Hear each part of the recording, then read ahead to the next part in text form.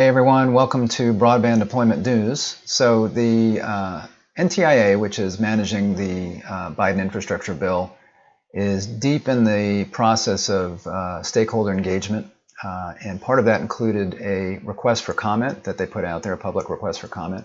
And that period was January 7th through February 4th, I think.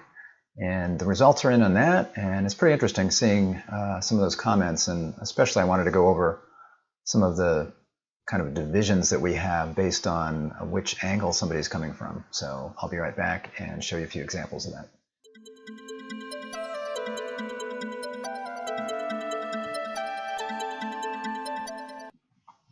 Thanks for joining me. Rick Usey here with Broadband Deployment News. So again, what we're seeing here, I'm going to show some comments that were received by the NTIA as part of their request for comments. And you can see here it's was collected on regulations.gov. There's a specific docket number. I will go ahead and link to this if you wanted to look at the comments. There's over 500 of them. And these are comments from just your average everyday citizen in a particular area. Some go into real depth. Some are just little statements that they made. In some cases, they are comments from official groups that are lobbying, to try and make sure they get their voice heard in this way. So it's interesting seeing the difference in comments, and then also I'm going to show here at the end two of those what I would call lobbying groups and how they differ in their thoughts on this broadband infrastructure bill and how the funds should be used. So again, this is the site, and then you can click on the individual. If you scroll down here, you can see again there's over 500 of these, 560 looks like browse all comments. So, and right now they're in order. I can't see all the details because I have it blown up here, but these are basically the most recent comments here at the top. And I clicked on a few of the most recent ones, and I was just going to show those real quick. So right here you've got somebody says, this is obviously a private citizen. I cannot begin to share the frustration living in Apex, North Carolina, not having access to broadband internet in my home. It's everywhere around me, but all ISPs tell me I'm not close enough to the current infrastructure, too expensive to build out. And some people will hear that. So they could be, on a mountain or have just a really, really long driveway, and their service provider could be a big MSO, and the MSO will say, well, you're the only one out there, and to get this to your home, it's going to cost $3,000 to lay the infrastructure, and if you want to pay that up front, then we'll go ahead and connect you. So that's what this broadband infrastructure money is meant to take care of, is getting these people hooked up where right now, the service providers don't want to do that because it doesn't make economic sense. So he's complaining about that here. He says, my hope is that private LTE or Starlink type services eventually put the ISP out of business. So I guess they're talking about their local ISP, because Starlink is an ISP. It's just doing it as SpaceX doing it through satellites. And private LTE, somebody's still going to have to hook up that they could be talking about maybe 5G there. So again, that's a citizen who does not have broadband now. This is a person who's coming from a certain perspective as a community member that believes in digital justice and digital equity solutions. I'm submitting public comment to advocate for the NTIA to prioritize underserved communities in planning, distribution, execution, and evaluation of the NTI funding process. And there's a lot about digital equity in this bill, so a lot of what they're asking for in here is kind of specifically covered in the bill. There's even there's digital equity grants in there, so I think their concerns will be taken into account. A couple of these interesting. So a couple of comments. Mobile internet is especially common among younger generations, yet the broadband bill provides little in the way of rural mobile broadband funding. And that's true. It's really meant to connect up people with wired connections, fiber, maybe fixed wireless if a fiber connection is not doable. But there's not really in there about mobile. And you see a similar comment here. We need more mobile broadband service in rural areas. People spend more time using their phone for internet than anything else. So my guess would be these people are younger.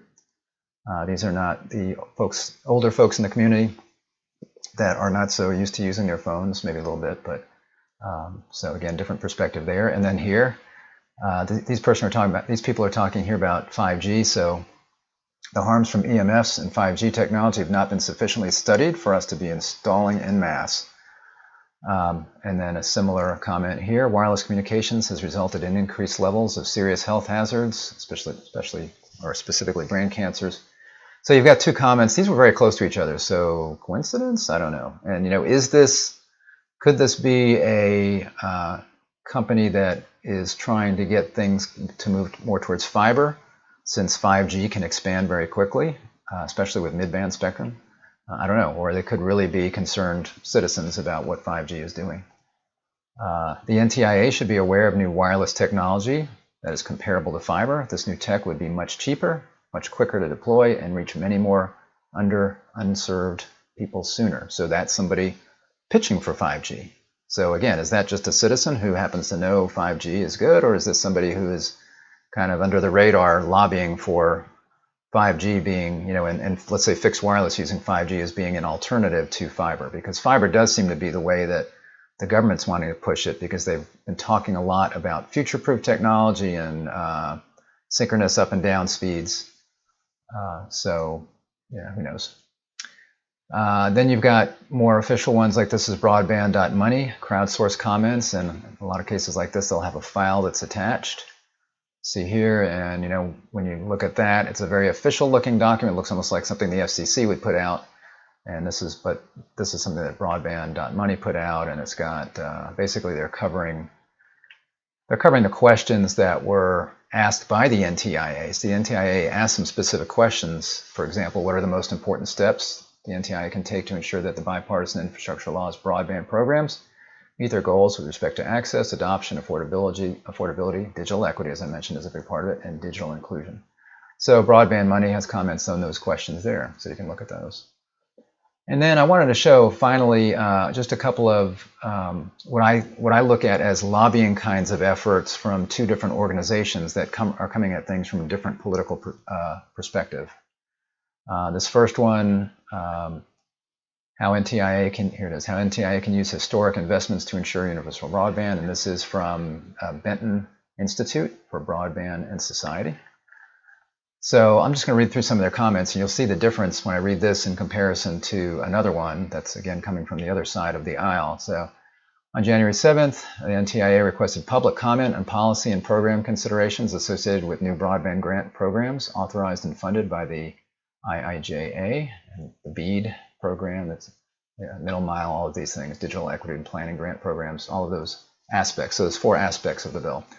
Benton Institute for Broadband and Society conducts research and public education to bring open, affordable, high-performance broadband to all people in the U.S., ensuring a thriving democracy.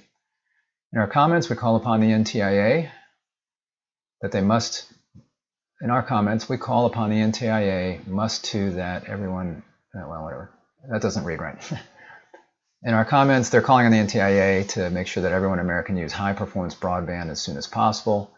We urge the NTIA to prioritize investing public dollars equitably, including targeting disadvantaged communities. So they're going to be on that, focusing a lot on digital equity and targeting minority communities, those kinds of things, low-income communities. It should aim to ensure support flows to areas and people who most need it, including communities of color, low-income areas, persistent poverty counties, high-poverty areas, and rural areas, as well as aging individuals, incarcerated individuals, veterans, individuals with disabilities, individuals with a language barrier, and individuals who are members of a racial or ethnic minority group. A lot of what they're getting there, a lot of that language is already in the Infrastructure Act. So the Act, again, is specifically meant to target these kinds of communities. NTIA must approach access, adoption, affordability, digital equity, and digital inclusion as necessary parts of a comprehensive broadband strategy. And again, the Act really does cover those things. As Congress correctly expressed in the Infrastructure Act, achieving digital equity is a matter of social and economic justice and is worth pursuing. It is only achieved when all individuals and communities have the information technology capacity that's needed for full participation in the society and economy of the United States. Wherever possible, the broadband programs, especially BEAD, that's the Broadband Equity, Access, and Deployment Program. So again, you can hear just in the title, equity and access and deployment is in the title. They should promote competition. So, they talk here about how competition can lower prices, and that's true. So they're wanting to promote that. NTI should police unfair, deceptive, and abusive business practices. That would be good. Resist creating local broadband monopolies and promote competition. Promulgate rules that promote competition, including the market entry of new competitors. and promote market transparency through compelled disclosure of information. And it's interesting because the last couple of broadcasts I was playing some clips from the Senate committee hearing where they were questioning Secretary Raimondo on the bill, and she left open the door for competition. She was really sticking to her guns and saying, when we're done, every single person is going to have access to broadband, affordable broadband. And she said, shame on her if that's not the case. So she really said that we're going to target unserved areas first, unserved and underserved areas first. But then she left open the door to maybe overbuilding, once that's done, overbuilding to create some competition and reduce prices. Specifically, NTIA should prioritize open access networks that facilitate competition between multiple providers.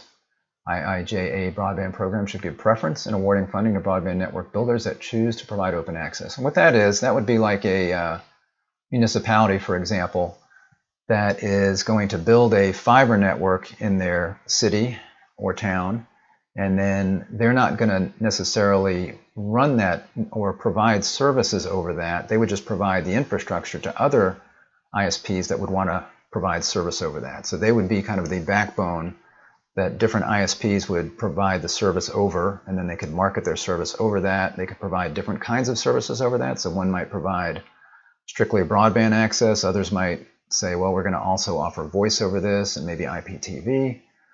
So that would be an open access network where this, again, some entity like a city or maybe a EMC provides the broadband infrastructure, the fiber network. So they'd be the people probably that would come in and install the connection, and they'd make sure that the fiber lines are in good shape.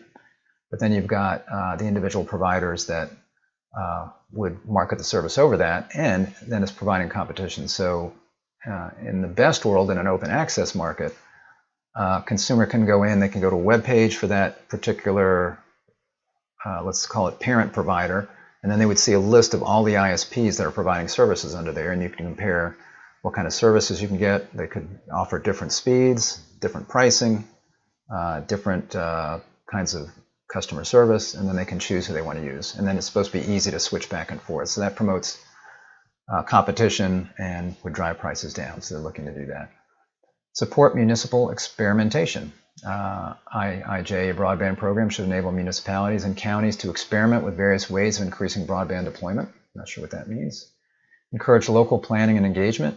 Even applying for IIJA broadband program support requires funding. NTIA should provide the kind of support offered by multiple states, including Illinois, which provides grants to eligible municipalities and/or economic development organizations in order to assist in the creation of a local or regional broadband strategy.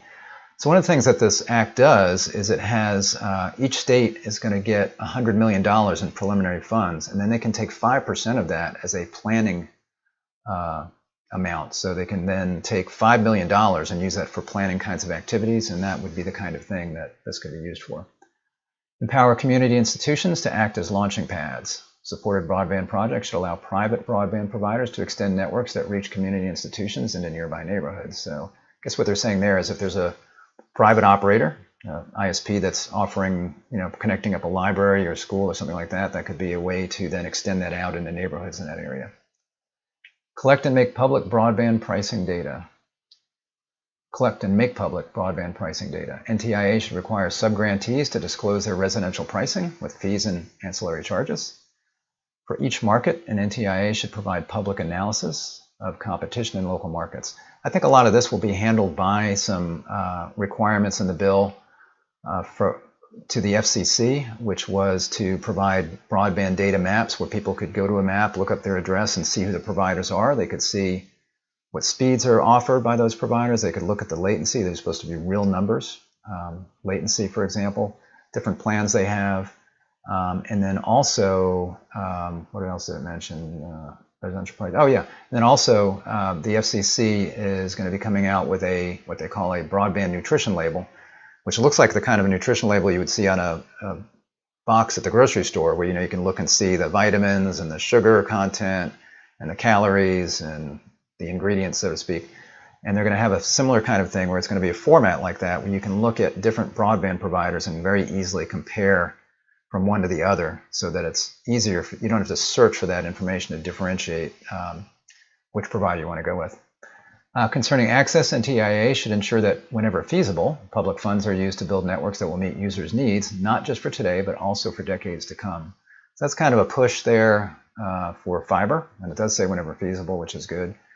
Fast, symmetrical, again, they're pushing the symmetrical idea. Upload and download speeds, which symmetrical will tend to favor fiber because it's easier to do that on fiber. DOCSIS can do it, although you have to really upgrade your plant to DOCSIS 4.0 in order to be able to do symmetrical up and down at high speeds.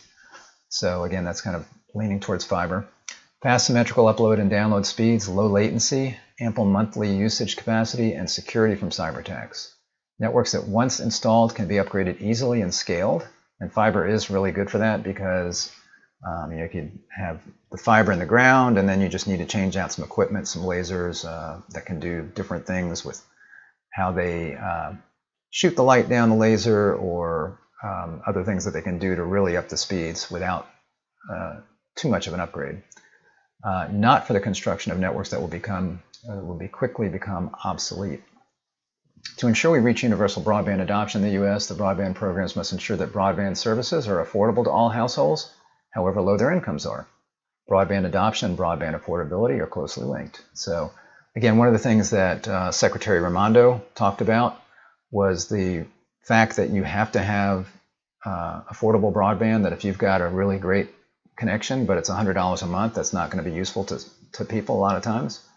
So they do want to focus on that. And in fact, she brought up a couple of times that if a service provider is going to be taking money from the state, so the money goes from NTIA to the state and then from the state to the service provider, the service provider is going to take that money. They have to guarantee that they're going to have a low-cost plan. There's no information yet on what that means. In other words, is the NTIA going to dictate the minimum speed and the price it's got to be? Which is going to have a hard time passing muster with about half of the aisle as far as Republicans versus Democrats. So it'll be interesting to see what they're saying there. But affordability is a big part of the plan. As again, it's it's basically based around affordability, equity, and deployment.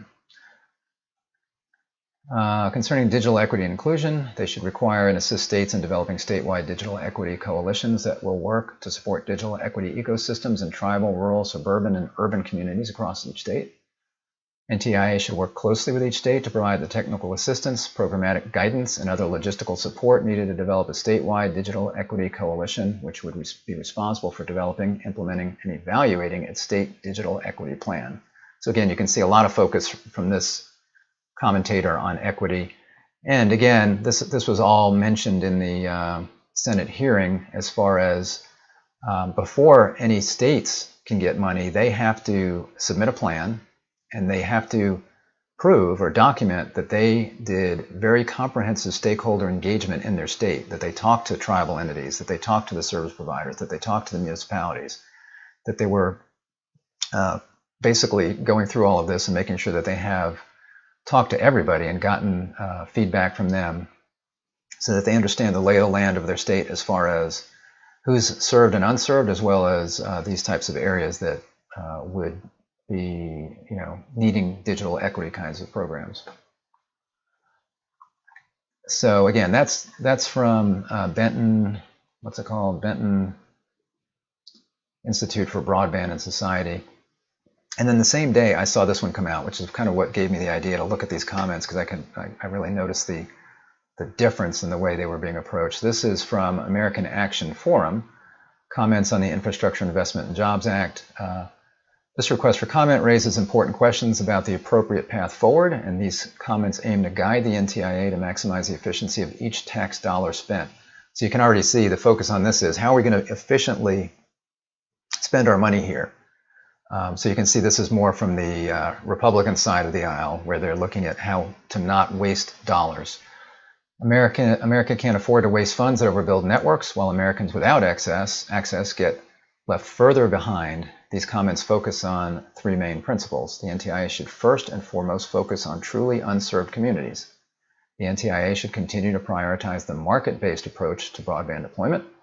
And the NTIA should work with states to minimize barriers to deployment of private networks. So, and all of these things were covered in that hearing, especially the fact, again, that she committed to make sure that all funds, that no funds would go for overbuilding until unserved and underserved areas were all covered. The market-based approach would be saying, let's not put a finger on the scale and play favorites to certain entities, even if they're not for profit, because then that's not a market-based approach. And then the NTIA should work with states to minimize barriers, deployment of private networks. We'll see that's talking about rights of way and that kind of thing. So ensuring that unserved areas get connected above other considerations. Funding should target underserved or unserved areas. It says here we may never see universal broadband adoption, but for many communities across the country, the option doesn't even exist. Infrastructure deployment requires significant resource investment, even more so to connect difficult-to-reach communities. Worse, for many of these communities, sparse populations present little opportunity for a return on that investment for private broadband providers. And that is the big reason that we don't have broadband everywhere, because obviously broadband providers, if they could make a profit, they would be there. That's what a market economy does, right? So if there was money to be made, they would be there. But again, if you've got these areas where you've only got a customer for every few miles, or you've got people that are really hard to connect, and they're going to pay you you've got just a few subscribers in an area, it doesn't make economic sense. And that's what this is meant to address, is to give these operators the funds that they need to extend their infrastructure out to these areas. As a result, broadband providers lack a strong business case to connect these communities to their networks. Congress has made the policy determination that this is itself a market failure, and therefore the focus of any subsidy program for deployment should be directed toward these areas. So again, the market failure is the fact that there's not an economic case to be made. So they want to make sure that they focus their attention on these areas where there's not an economic case. Even a rudimentary connection can achieve many of the needs of consumers to participate in the modern economy. Email, for example, has become one of the most common tools of communication, and many employers only accept applications online.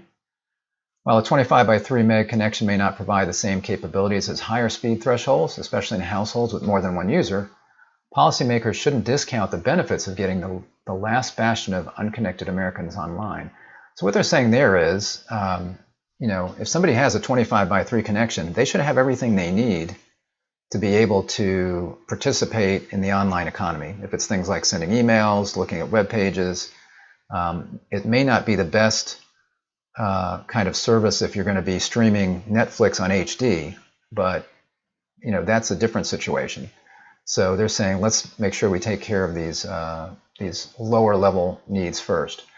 While the IIJA explicitly considers underserved areas as a potential target for funds after unserved areas are connected, the NTIA should emphasize the importance of connecting truly unserved areas as states begin to develop their plans. And again, that was something that the Secretary said would be done.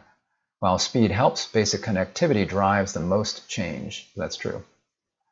This could also mean thinking holistically about targeting underserved areas when unserved areas are connected. Many unserved areas are bordered by underserved areas, and to the extent that it makes sense to target both at once, the NTIA should streamline the process to encourage deployment and maximize the value of each dollar spent. So the point there is, if there's an area that's not able to get 25 by 3 right now, which would be considered unserved, it might border an area that can get over 25 by 3, but less than 10 by 20. Less than 10 by 20 is considered underserved. So they're saying target the underserved or target the unserved area.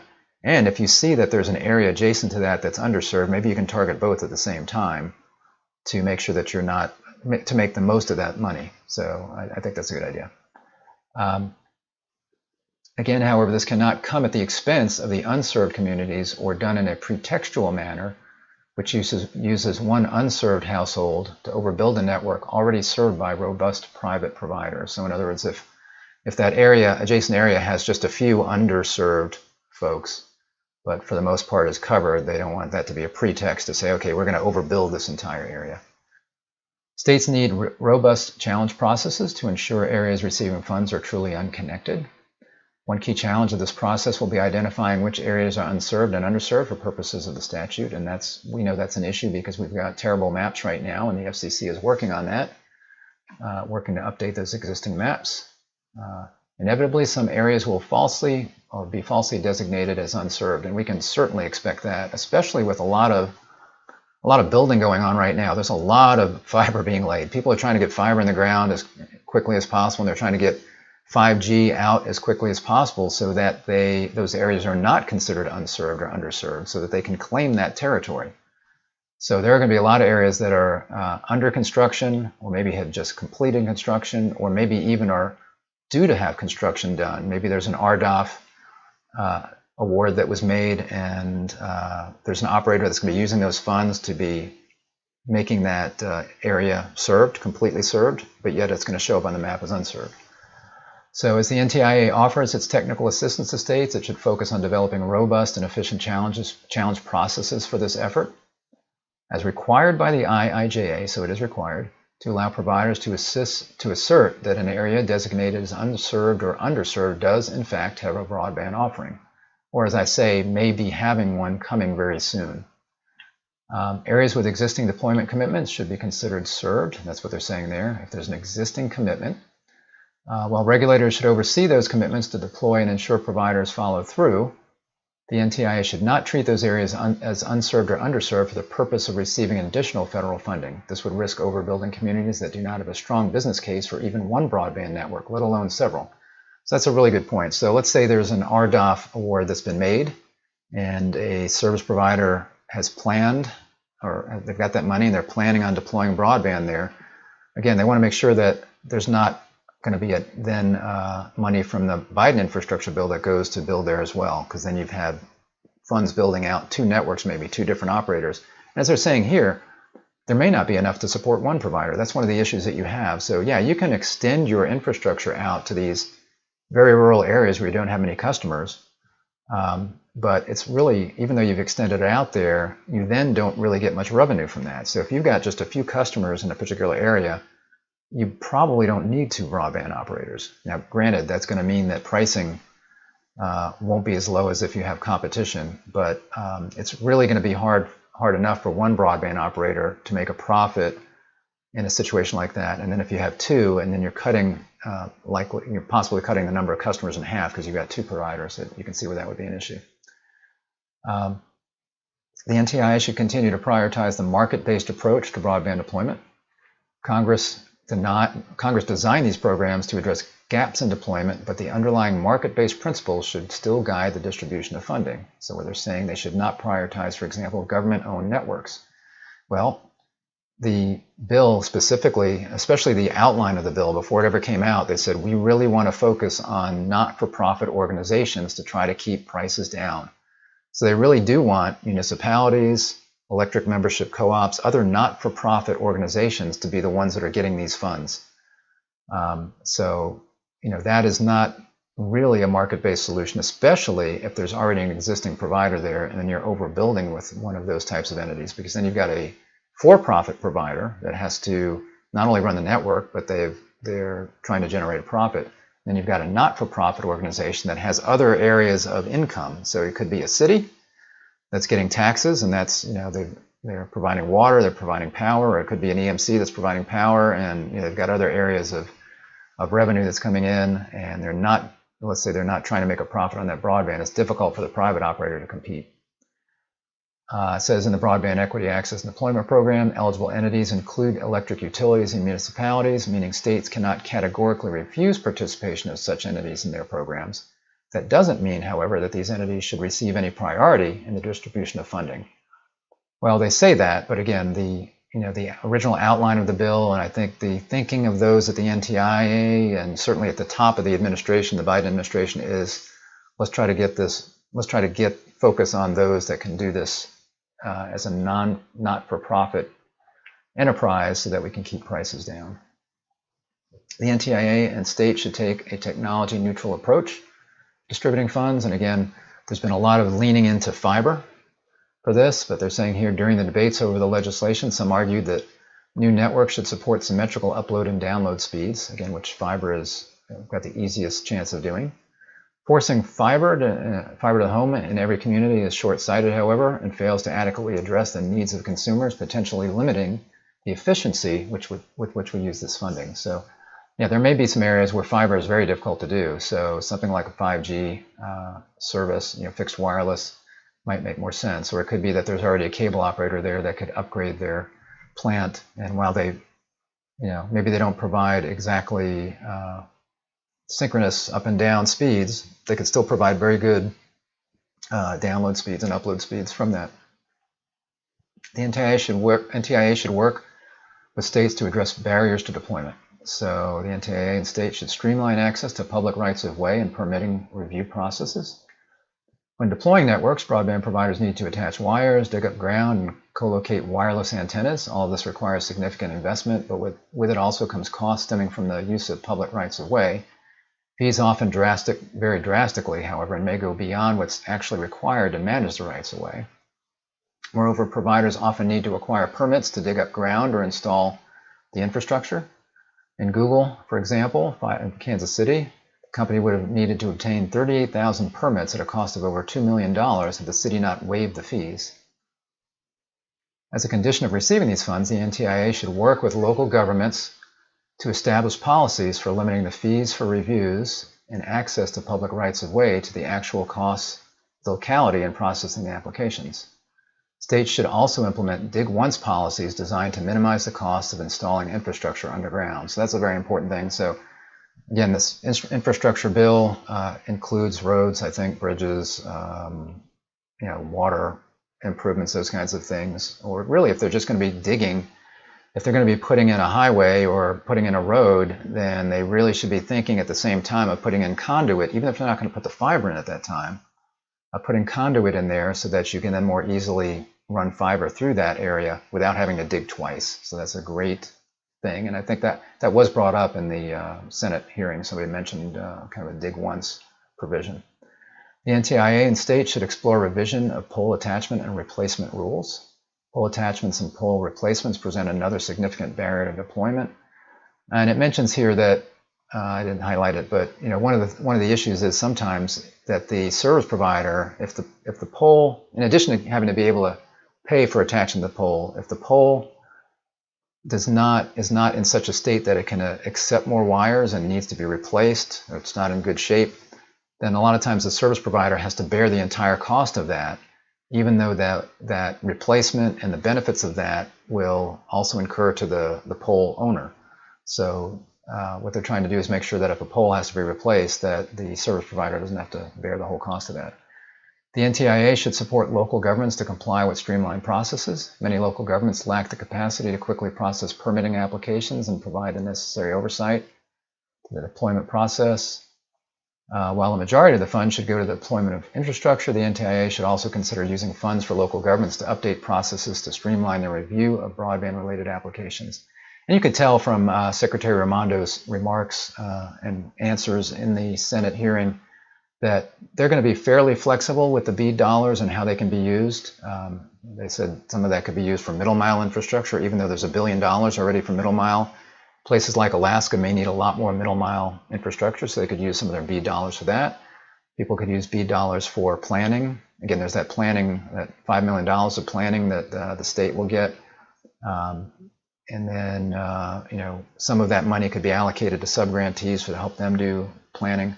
So there's a lot of flexibility, I think, and hopefully the NTIA will stay on top of all of this. So as you can see, it's interesting seeing the comments from the different sides of the aisle, different perspectives, both, let's say, Republican and Democrat, but then also, the consumer comments, yay 5G, and 5G's going to give you cancer. So, or those that say mobile should be focused on more because people are using their phones. So interesting comments. Again, I'll go ahead and post a link to the comments, the regulations page with all of the comments, and I'll go ahead and link to these two articles that I was reading from as well, if that's of interest to you.